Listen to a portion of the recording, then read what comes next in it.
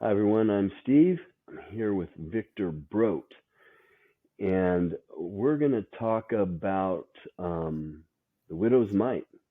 Widow's mite is found in Mark, what is it? 12. Luke 21 and Mark 12. So, Victor, tell us a little bit about you, your background, your theological background, real quick. So, welcome. I've been a pastor for years. I'm semi-retired at this point, but I just love studying God's Word, and I just soak it up day in and day out. And maybe I can reflect some of that as we talk. Where did you go to school, and what's your degree in? Master's of Divinity at Trinity Divinity School, which is one of the more respected ones that really takes you through a course. Okay, so let's talk about widow's mite. You and I are always talking about this stuff, and just to kind of be a fly on the wall and hear what we talk about, so we're recording it. So the widow's mite, what the first thing that sticks out to me is we're talking about this widow's offering that she gave, which was 2 small copper coins, and it at the beginning, right before Jesus notices her, he's talking about the scribes. I think it's the scribes, the people that are involved with the law and so on. And he says that they devour widows' homes. Basically, he seems kind of disgusted. They want the best seats, in the churches or whatever they called them then, and the synagogues, and they have their robes walking around in the marketplace, and they have all this money, and they were sounds pretty prideful, don't you think? Yeah, a lot of people thought back then, as they do today, if you're really successful, you're rich. And the proof that you're godly or the proof that you have value is that you have lots of money. And we listen to people who have lots of money. And they did the same 2,000 years ago. And yet, behind the scenes, these people were cheating. They were actually putting widows in jeopardy because of their conduct.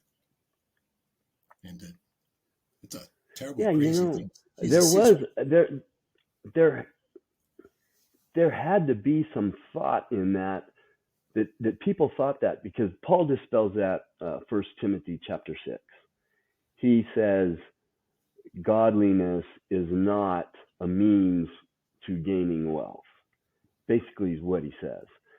And the rich man that ran to Jesus said, his disciples were blown away. Well, who can go to heaven then? I mean, this guy's got all this money, and this guy thought he was righteous because of his money. So yeah, I've kept all I've kept all the commandments. And well, you just lied, you know. But his disciples even thought, well, who can go to heaven then? And look at my wealth, Lord. Is there anything else I need to do? I mean, this wealth is proof of my godliness.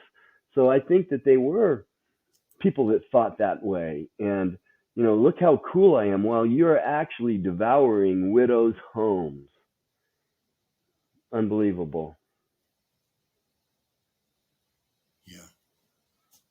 So, yeah. And so let's get into now. So now Jesus and all these wealthy people are throwing their money out of their wealth into the offering, and that was leftovers. You're just giving God leftovers, and that wasn't impressive to him. But his eyes go to this widow And just back up who just a throws in second. 2 small. Go ahead. 2 small coins. Yeah, These yeah, 2 these small people coins had in they had the habit of carrying an entourage with them. They might even have some guy, blowing the trumpet. Here we go. And they're all dressed up in the tuxedo of the day. And they look impressive. Look at They us. think of themselves as impressive. And they wonder at, they want to almost worship themselves because of what they've accomplished and what they've done. But behind the scenes, Jesus knows, God already knows that they've been cheating. They've been doing it the wrong way. And God sees through that. So God is not impressed. And then we come up to this widow, and God is impressed. I mean, that's such a dynamic difference, is that Jesus sees this widow. Yes. And the first thing he says is, she gave more. That's the first thing he says. She gave more. So God doesn't measure like we do, where then he says, yeah, she gave all that she had, but I don't think he's talking just prospectively. She gave more, meaning he can do more with that offering from the heart, gift from the heart to God.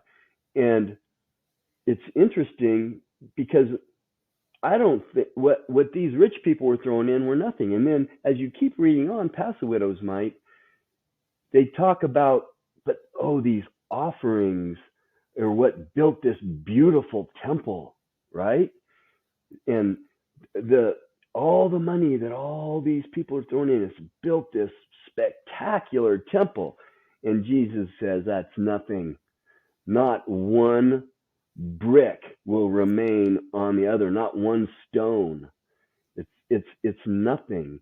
Their money is nothing. It accomplished nothing. If you keep reading, because the temple was going bye-bye. All their money, not one stone will remain on another. That comes right after he's talking about the widow's mite and his disciples that just, wow, look at all this beautiful, temple works. Pomp and circumstance, yeah. So I just wanted to kind of get you on and talk about the widow's mite. It's always fun talking to you, and it's just amazing how Jesus noticed and he said that's more. And I think God can do more with our offerings from the heart because he's God.